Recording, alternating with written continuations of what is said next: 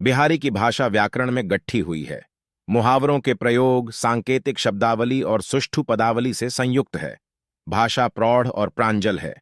वह विषय के अनुरूप अपना रूप बदलती है। भाषा भाव विचार के अनुरूप और चुस्त है।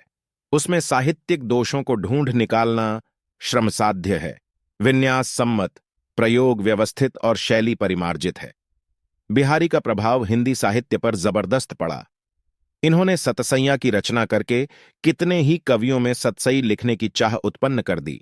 इनके बाद श्रृंगार की कितनी ही सतसैयां रची गईं। मतिराम सतसई, श्रृंगार सतसई, विक्रम सतसई आदि। नौसई और 11सई भी लिखी गई। किसी किसी ने हजारा भी लिखा, जैसे रतन हजारा पर सतसई नाम में कुछ ऐसा अद्भुत आकर्षण हो गया और उसके लिए दोहा छंद ऐसा निश्चित हो गया कि 20वीं सदी तक लोग सतसई ग्रंथ लिखते रहे।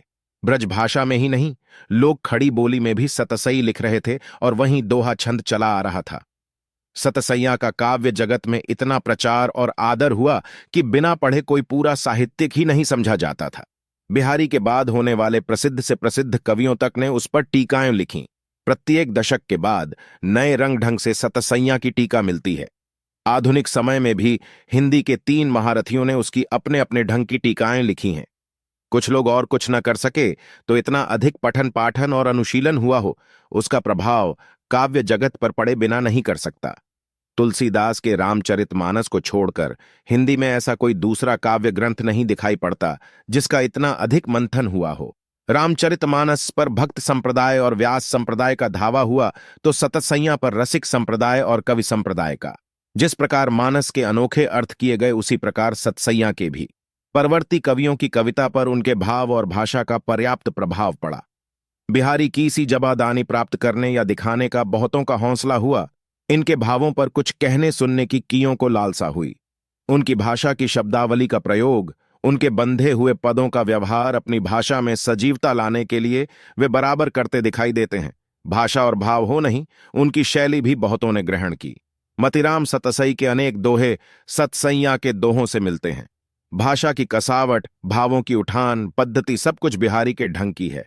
श्रृंगार सतसई के अनेक दोहों में बिहारी सतसई के भाव और भाषा दोनों की नकल की गई है। रतन हजारा के 50 दोहे सतसैया के भाव में हेर फेर करके बने हैं। रस निधि पर बिहारी का अधिक रंग चढ़ गया था। सतसैयों को छोड़कर जिन अन्य कवियों ने उनका अनुगमन किया और उनकी शैली पकड़ी, उनमें 3 प्रमुख है: रसलीन, पद्माकर में, दूसरे रत्नाकर में। बिहारी की कविता का सेवन करते करते रत्नाकर जी भाव, भाषा और शैली तीनों ही बातों में बिहारी के अनुगामी हो गए।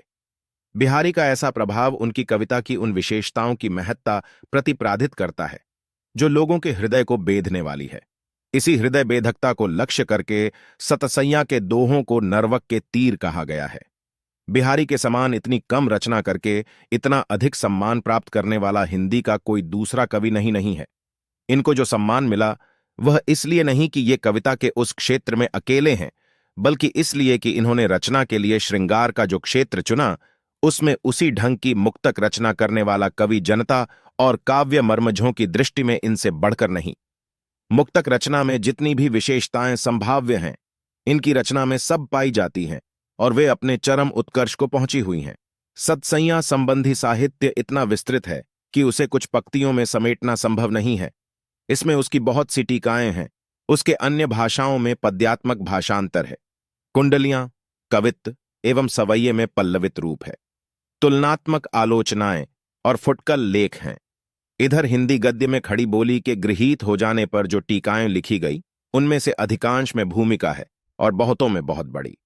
सब में बिहारी की जीवनी, उनकी काव्य प्रतिभा एवं टीकाओं आदि का उल्लेख है। राधाचरण गोस्वामी ने भारतेंदु पत्र में एक लेख छपवाया था, जिसमें बिहारी की प्रशंसा के अतिरिक्त उनकी जाति आदि का भी निर्णय करने का प्रयत्न किया था। महेश दत्त ने भाषा काव्य संग्रह में बिहारी की कान्यकुब्ज ब्राह्मण लिखा है।